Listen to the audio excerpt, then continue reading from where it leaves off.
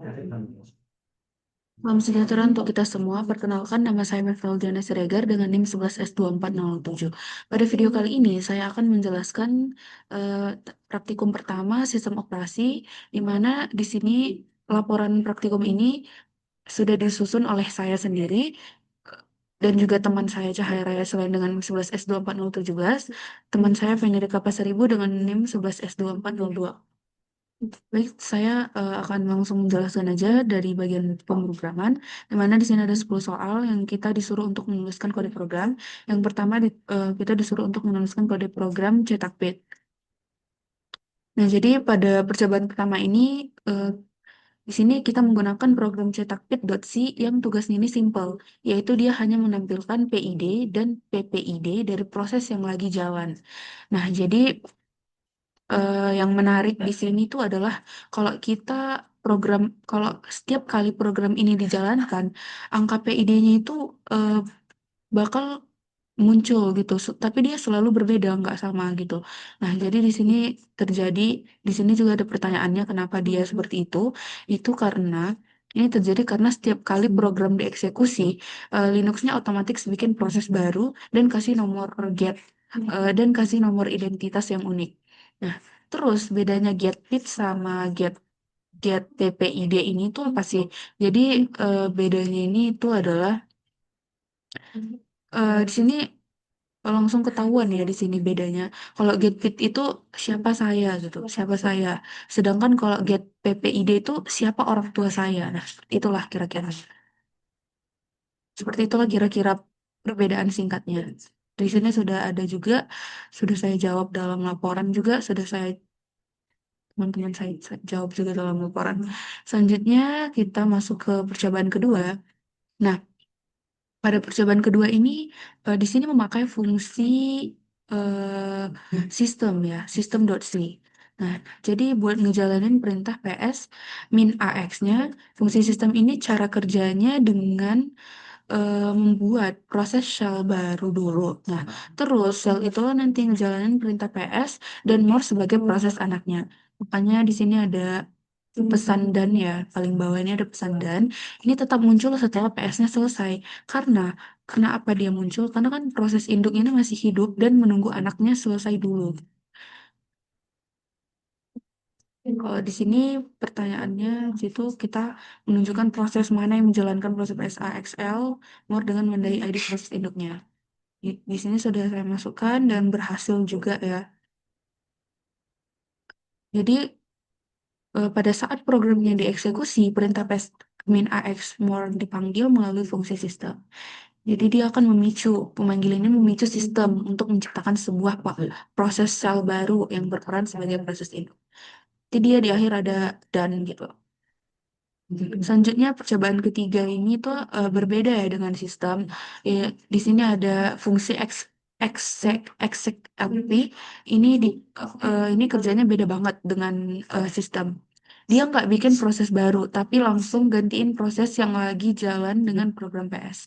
Makanya pesan dan nggak ada di sini, nggak ada muncul pesan dan. Beda sama yang sistem tadi tuh muncul kan, kalau ini nggak pernah muncul dan itu karena begitu Excel berhasil, kode setelahnya itu udah nggak bisa dieksekusi lagi. Jadi itu alasannya kenapa dia dannya nggak muncul. Ini cukup banyak sekali ya, dia nggak muncul dan. Selanjutnya yang percobaan keempat ini ada fungsi di sini ada fork underscore 3.c. Nah, jadi di sini kita mulai kenalan nih sama fork. Nah, setelah fork dipanggil, proses bercabang jadi dua, yaitu proses induk dan proses anak gitu. Yang unik dari percobaan keempat ini itu adalah urutan siapa yang jalan duluan itu nggak pasti, tergantung scheduler Linux-nya. Bisa si induk dulu, bisa anak dulu. Inilah yang namanya eksekusi konkuren namanya. Di sini juga this is the parent process, this is the child process itu bakal ditandai. Di sini kita lihat kalau nah selanjutnya percobaan kelima itu ada fork.c juga. Di sini saya membuat fungsinya fork.c karena di sini nggak ditentukan ya. Karena masih berkaitan dengan fork, jadi fungsinya dibuat fork.c aja gitu. Nah, jadi di sini di percobaan kelima ini kita menggunakan switch untuk handle tiga kemungkinan nilai kembalian fork. Negatif berarti fork gagal, nol berarti ini proses anak, dan positif berarti ini proses induk. Nah, proses anak ini cetak pesan 5 kali, proses induk 3 kali, dan karena ada slip satu di setiap iterasi, outputnya itu jadi selang-seling, nggak beraturan ya. Ada parent child, child. Dia nggak beraturan, parent dulu atau child dulu. Dia jadi selang-seling seperti itu. Ini karena ada slip satu tadi. Ini normal ya, karena keduanya itu jalan secara bersamaan. Oke, dia tidak deterministik gitu lah urutan outputnya itu. This is the parent dan this is the child bisa muncul secara bergantian, tidak selalu urut. Di sini sudah bisa kita lihat ya, sini. Oke, selanjutnya percobaan keenam yaitu um, types.c dengan weight. Nah, types.c dengan weight. Di percobaan keenam ini kita itu tambahin weight ya. Bedanya kita tambahkan weight di sini. Include ada weight di sini. em,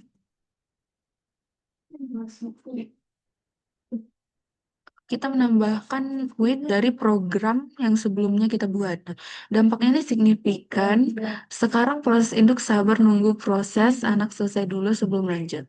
Terbukti dari output yang nampilin child has finished with PID sekian dan child excited with code 37 gitu. Jadi dia persis ya, persis sesuai exit code yang kita set sebelumnya. Menurut saya ini praktik manajemen proses yang jauh lebih baik dan aman ya. Di sini sudah ada buat hasilnya juga dia seperti ini.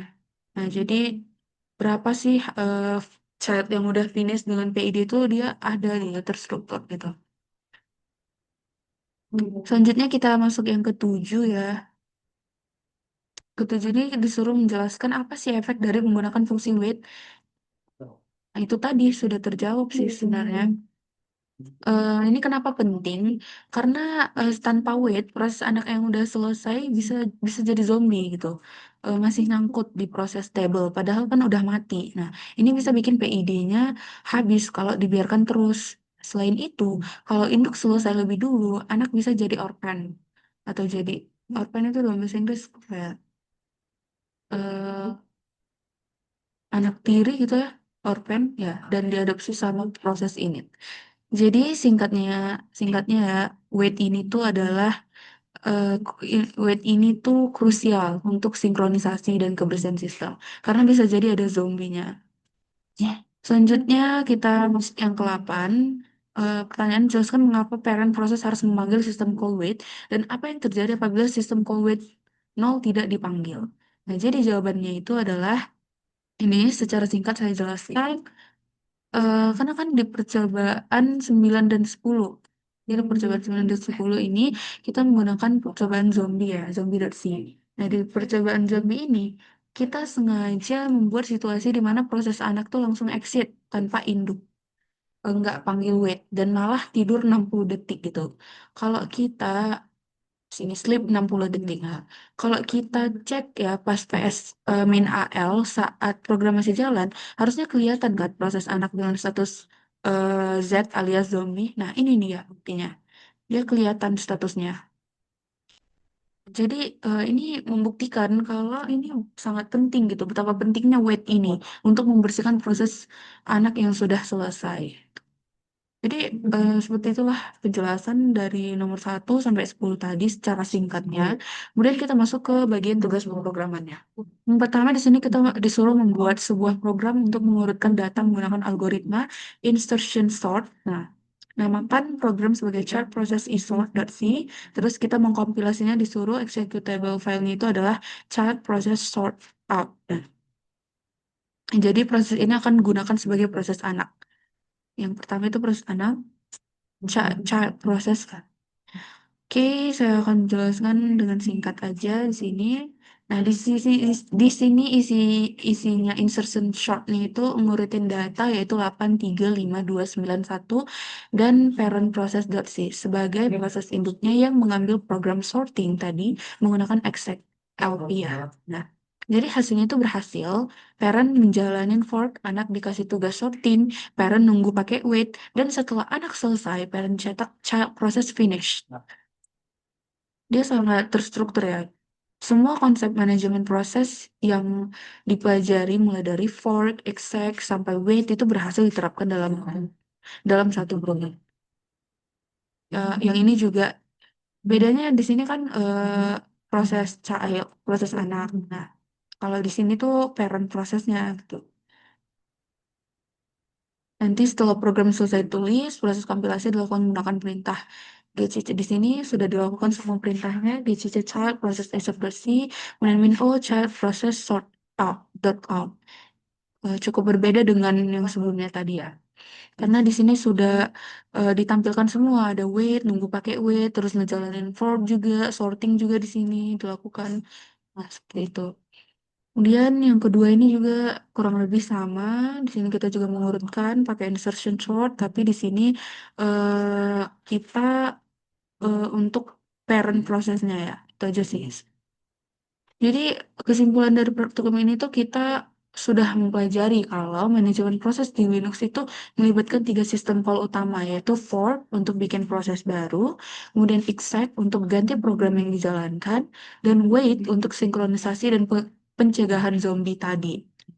Jadi ketiga hal ini itu adalah fondasi yang dasar ya, yang harus kita pahami untuk bisa mengoding di sistem operasi dengan benar. Mungkin sekian presentasi dari saya. Jika terdapat kesalahan saya mohon maaf karena saya juga dalam tahap pembelajaran. Terima kasih. Sampai jumpa di video selanjutnya.